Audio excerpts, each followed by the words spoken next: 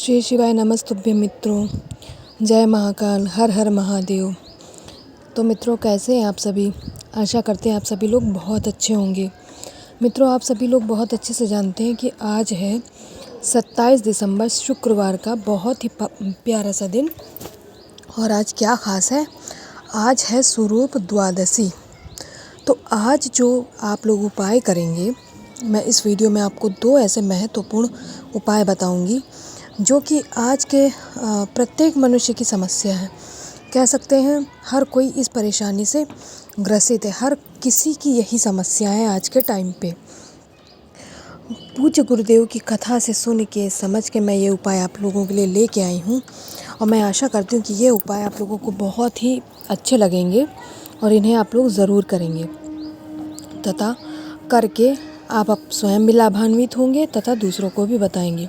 बस आप लोगों से एक निवेदन है मित्रों कि जो लोग चैनल पे पहली बार आए हैं वह चैनल को सब्सक्राइब कर लें और वीडियो को लाइक कर दें। चलिए मित्रों, बात कर लेते हैं आज के पहले उपाय की। इस उपाय को करने का जो फ़ायदा है मित्रों, आपकी जो रुकी हुई आमदनी है वह स्टार्ट हो जाएगी। बस आप करके देखिएगा। इसके लिए आपको चाहिए कपूर। इतना सारा कपूर हमें नहीं चाहिए, हमें केवल और केवल कपूर के कुछ टुकड़े ही चाहिए। और कितने चाहिए? 7।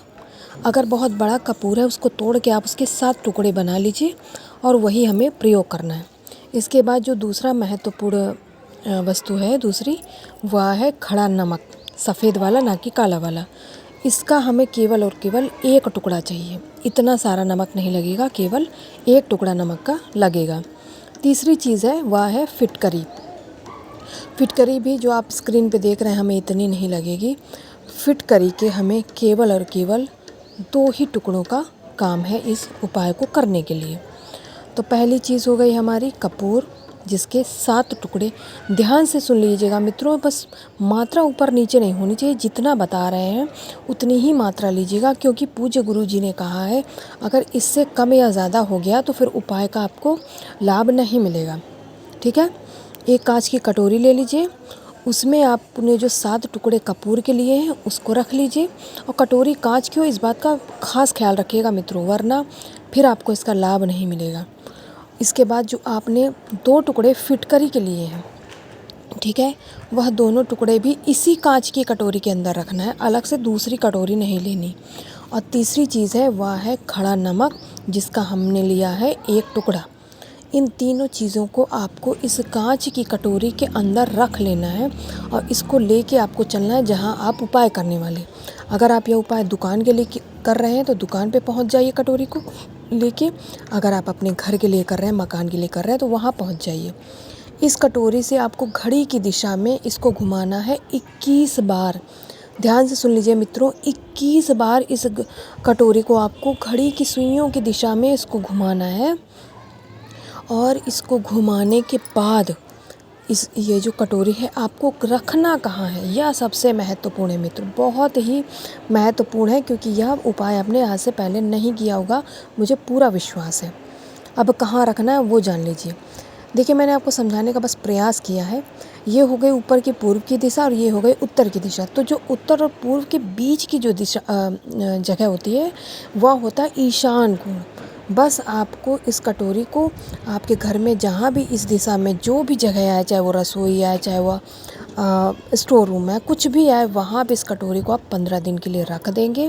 15 दिन के बाद आपको उस कटोरी नहीं उठाने, कटोरी के अंदर जो तीनों चीज़ें उसको उठा के किसी भी बेल पत्र के पेड़ के नीचे तीनों चीज़ों को आपको समर्पित कर देना है।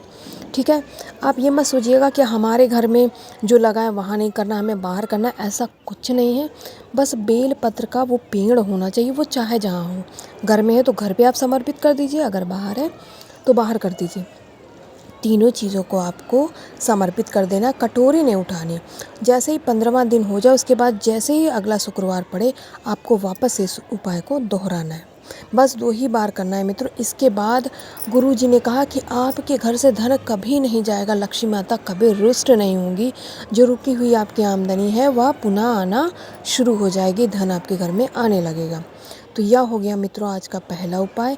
अब हम बात कर लेते हैं आज के दूसरे उपाय की, जो किसी पर्टिकुलर एक समस्या के लिए तो है ही नहीं मित्रों। चाहे जैसी चाहे जो समस्या हो वो सभी समस्याओं के निदान के लिए। ठीक है मित्रों, इसके लिए आपको साधारण सा एक तांबे का लोटा लेना है, तांबे का कलश। उसमें आपको जो महत्वपूर्ण चीज़ें मिलानी, बस उनका आप लोग ध्यान रखिएगा। सबसे पहले आपको लेना है इसमें शुद्ध अपने घर का जल। इसके बाद एक चुटकी, केवल और केवल एक चुटकी काले तिल, बस एक चुटकी काले तिल लेने हैं। पहले सबसे जल, फिर काले तिल। इसके बाद में आपको लेने हैं पीपल के पत्ते। जी हाँ मित्रों, साबुत होने चाहिए, कहीं से भी ना कटा हो, ना फका हो, ना उसमें मकड़ी का जाला हो, ना टूटा हो, कुछ भी कमी नहीं उसमें होनी चाहिए। पूरा साबुत पीपल का पत्ता होना चाहिए। और कितने लेने हैं आपको पीपल के पत्ते? 5। ठीक है मित्रों, ज़्यादा नहीं लेने। ठीक है मित्रों, बस ध्यान रखिएगा उसमें जाला वाला ना लगा हो, उनको साफ़ कर लीजिएगा। इसके बाद जो अगली हमारी चीज़ है वह है हल्दी। हल्दी की हमें केवल और केवल एक गांठ लेनी है, चाहे वह कच्ची वाली हल्दी हो, चाहे वह इस तरह जो मार्केट में मिलती वह होनी चाहिए। बस पिसी हल्दी का हमें यूज़ नहीं करना है। ठीक है, केवल एक गांठ आपको हल्दी की ले लेनी है। ठीक है मित्रों, सारी चीज़ें उम्मीद करते हैं आप लोग इकट्ठा कर लेंगे। इन सभी को लेके आपको उस जो आपने वह कलश बनाया है उस कलश के अंदर पहले आपने जल भर लिया। इसके बाद में काले तिल, फिर जो आपने पीपल के 5 पत्ते लिए हैं और अंत में जो आपने हल्दी लिए, इन सभी चीज़ों को आपको इस कलश के अंदर डाल देना है, मिला देना है। ठीक है, अलग अलग नहीं ले जाना, सारी चीज़ें इसी कलश के अंदर रहेंगी, इस बात का भी आप लोग विशेष ध्यान रखें। ठीक है, यह कलश आपका तैयार हो गया। अब इस कलश को लेके हम चलते हैं महादेव के शिवलिंग के पास। महादेव के शिवलिंग के समक्ष पहुंचकर सबसे पहले आप लोग वही गलती कर देते हैं, जिसका जहां मन होता है वो वहां से इस पूजा को करने लगता है। और सबसे बड़ी बात मित्रों, यह उपाय चाहे तो आप सुबह कर सकते हैं और चाहे तो आप शाम को कर सकते हैं, चाहे तो रात को भी कर सकते हैं। ऐसी कोई बाध्यता नहीं कि नहीं सुबह का हमारा समय निकल गया अब हम कैसे करें, या शाम का समय निकल गया अब कैसे करें, ऐसा कुछ नहीं है। ठीक है, उत्तर दिशा में खड़े होकर अपने दोनों हाथों से लोटे को पकड़ के आपको दोनों हाथों से पकड़ना, एक हाथ का प्रयोग नहीं करना। अपना नाम बोलना है, अपने गोत्र का नाम बोलना है। इसके बाद आपको काशी विश्वनाथ महादेव का नाम बोलना है। ठीक है, फिर से सुन लीजिए कि काशी विश्वनाथ महादेव का नाम स्मरण करने के बाद आपको जो महत्वपूर्ण मंत्र बोलना है, श्री शिवाय नमस्तुभ्यम। ठीक है मित्रों, श्री शिवाय नमस्तुभ्यम मंत्र का जाप करने के बाद जो आपने कलश लिया है उस कलश का संपूर्ण जल आपको जलाधारी के ऊपर समर्पित कर देना है। ठीक है मित्रों, इसके बाद में जो आपने 5 पीपल के पत्ते चढ़ाए हैं उन पत्तों को उठाना है अपने सीधे हाथ से, उनमें जो पानी लगा हो उस जल को आपको अपने ऊपर छिड़क लेना है। इसके बाद उन पत्तों को वापस जलाधारी को नहीं समर्पित करना है, ध्यान रखिए, ना ही उन्हें हमें लेके अपने साथ आना है। उन पत्तों को आपको माता अशोक सुंदरी के स्थान पे चढ़ा देना है। आदरणीय गुरुजी ने कहा था, जो मनुष्य इतना कर लेता है, केवल माता अशोक सुंदरी के पास समक्ष रख के चला आता है, उसकी सारी परेशानियां समाप्त हो जाती हैं।